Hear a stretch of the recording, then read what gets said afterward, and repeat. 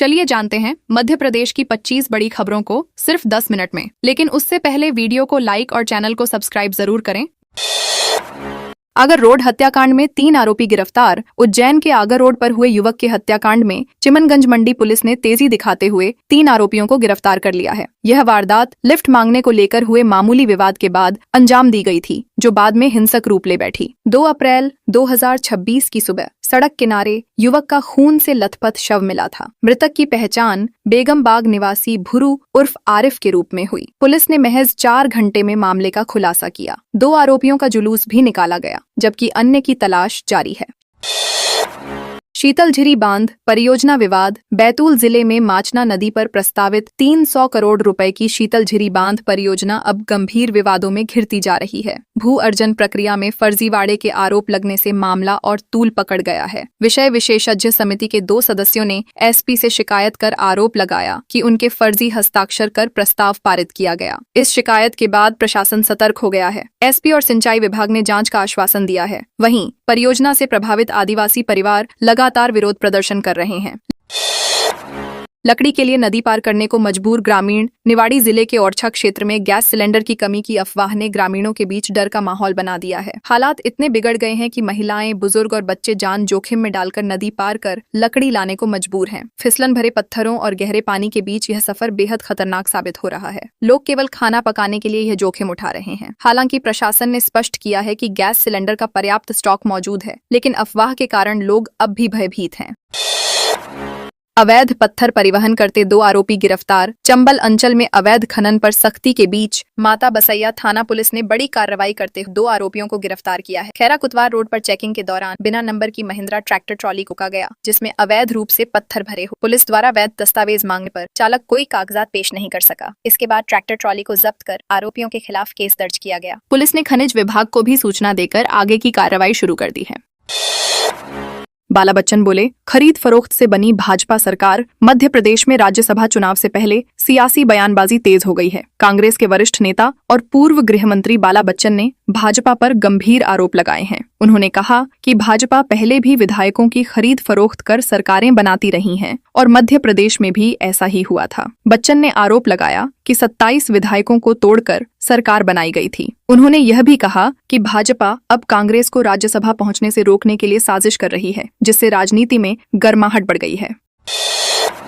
Truck में घुसी तेज रफ्तार स्लीपर बस। रतलाम इंदौर 4 लेन पर बुधवार सुबह एक बड़ा सड़क हादसा सामने आया, जब तेज रफ्तार स्लीपर बस आगे चल रहे ट्रक में जा घुसी। जोधपुर से इंदौर जा रही इस बस में सवार 5 यात्री घायल हो गए, जो राजस्थान के बाड़मेर जिले के निवासी बताए जा रहे हैं। हादसे का कारण ट्रक का स्टीयरिंग फेल होना बताया जा रहा है, जबकि सड़क पर पड़ी गिट्टी ने भी स्थिति बिगाड़ी। पुलिस ने मौके पर पहुंचकर घायलों को अस्पताल पहुंचाया और क्रेन से बस हटाकर यातायात बहाल किया।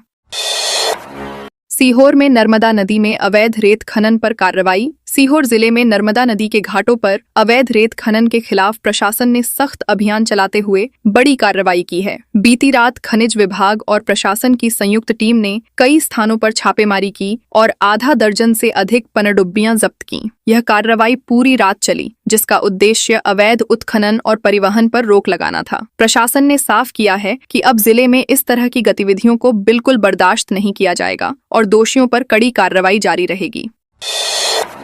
सिवनी में चलती कार में लगी आग। सिवनी जिले के कुरई थाना क्षेत्र के गंडाटोला गांव के पास देर रात एक चलती कार में अचानक आग लगने से हड़कंप मच गया। घटना रात करीब 1 बजे की बताई जा रही है। कार में सवार लोगों ने समय रहते बाहर निकलकर अपनी जान बचा ली, जिससे बड़ा हादसा टल गया। कुछ ही मिनटों में आग ने पूरी कार को अपनी चपेट में ले लिया और वाहन जलकर राख हो गया। सूचना मिलने पर दमकल विभाग मौके पर पहुंचा और आग पर काबू पाया, जिससे आसपास के इलाके को सुरक्षित किया गया।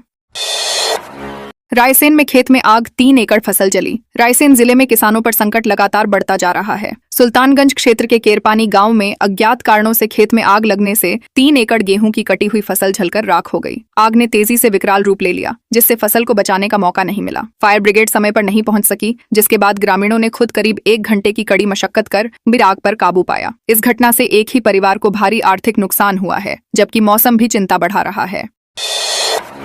रेप केस में सजा काट रहे नारायण साईं को तलाक। इंदौर की फैमिली कोर्ट ने रेप केस में सजा काट रहे नारायण साईं और उनकी पत्नी जानकी के बीच लंबे समय से चल रहे वैवाहिक विवाद को खत्म करते हुए तलाक को मंजूरी दे दी है। करीब 8 साल तक चले इस मामले में कोर्ट ने नारायण साईं को पत्नी को 2 करोड़ रुपए स्थायी भरण पोषण देने का आदेश भी दिया है। कोर्ट ने 2 अप्रैल को फैसला सुरक्षित रखने के बाद आदेश पारित किया, जिसकी जानकारी मंगलवार को वकील ने दी। फिलहाल नारायण साईं सूरत जेल में बंद है और हाल ही में पेशी के लिए इंदौर लाया गया था।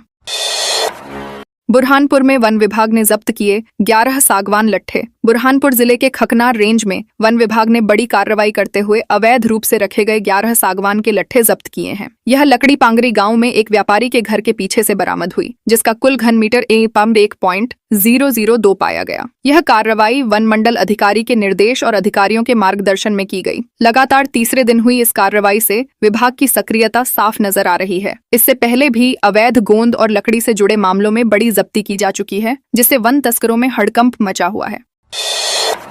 किसानों से धक्का मुक्की थप्पड़ मामले की होगी जांच। गुना की नानाखेड़ी मंडी में किसानों के साथ पुलिस द्वारा की गई धक्का मुक्की और मारपीट के मामले ने तूल पकड़ लिया है। उपज के कम दाम मिलने से नाराज किसानों ने चक्का जाम किया था, जिसके दौरान यह विवाद हुआ। मामले की गंभीरता को देखते हुए कलेक्टर ने जांच के आदेश जारी कर दिए हैं। अपर कलेक्टर अखिलेश जैन को 7 दिन के भीतर विस्तृत रिपोर्ट सौंपने के निर्देश दिए गए हैं। जांच में प्रदर्शन के समय की परिस्थितियां, व्यवस्थाएं और पुलिस की भूमिका का निष्पक्ष परीक्षण किया जाएगा।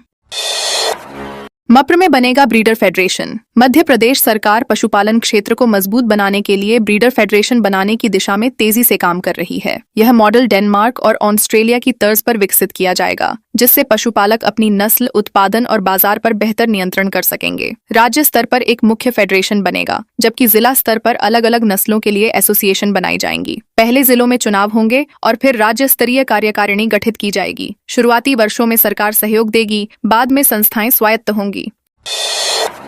पुलिस ने पहली बार पकड़ा पानी में उगने वाला गांजा। ग्वालियर पुलिस ने एक बड़ी कार्रवाई करते हुए पहली बार पानी में उगने वाला हाइड्रोपोनिक गांजा पकड़ा है। यह ओजी ग्रेड का गांजा है, जिसे जमीन के बजाय पानी में उगाया जाता है और इसकी कीमत अंतर्राष्ट्रीय बाजार में करीब 1 करोड़ रुपए प्रति किलो बताई जा रही है। यह गांजा घर के अंदर भी आसानी से उगाया जा सकता है, जिससे इसकी तस्करी का खतरा बढ़ जाता है। मध्य प्रदेश पुलिस के लिए यह पहली ऐसी कार्रवाई है। फिलहाल पुलिस तस्करों से पूछताछ कर सप्लाई नेटवर्क और स्रोत की जानकारी जुटा रही है।